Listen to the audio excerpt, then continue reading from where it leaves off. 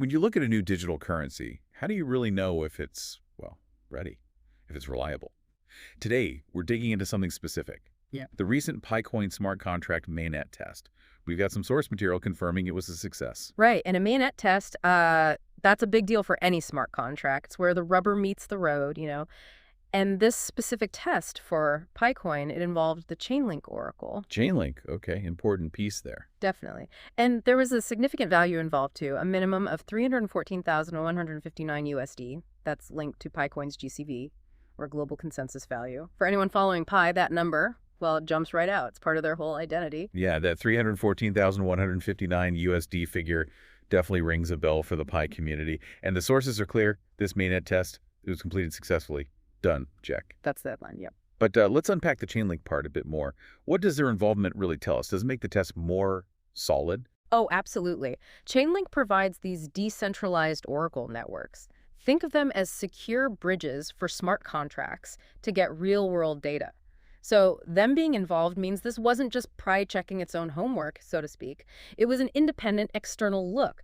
In a decentralized world, it's critical for building trust. You need reliable data going in and out. Okay, so that external validation connects to the GCV figure too, the 314,159 USDC.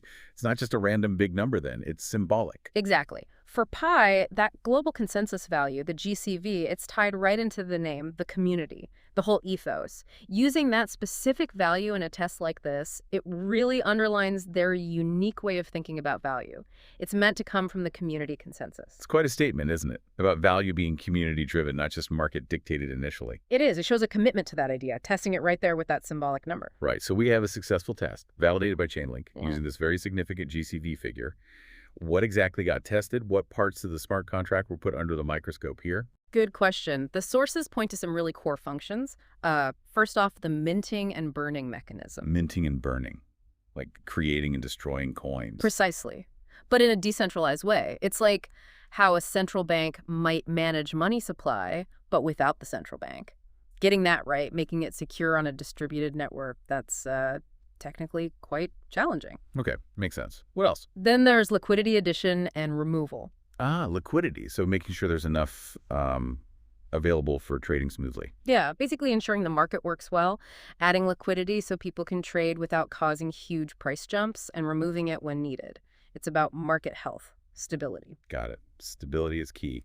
And what's the third main one? Transaction transfer and approval functions. Yeah. This is the bread and butter, really, just making sure you can actually send and receive the currency securely, reliably.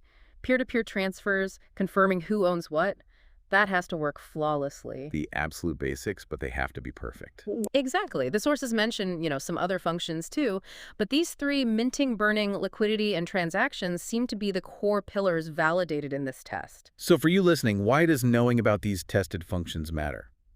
Well, it gives you a way to judge, doesn't it? To understand if the basic plumbing of a digital currency's smart contract actually works as promised. Yeah. Can it move? Can it be traded? Yeah. Is the supply managed predictably? All in that decentralized way.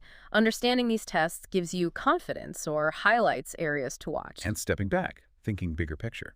Well, if we connect this to the whole digital asset space, successful tests like this, especially ones validated externally, like with Chainlink, they're crucial. They build trust. They show a project is moving from just ideas on paper to, something tangible and verifiable. It signals maturity. Maturity, right. It feels like a shift from, is this even possible? Yeah. To, okay, how reliable and integrated can this become? That's a good way to put it. So here's something to think about.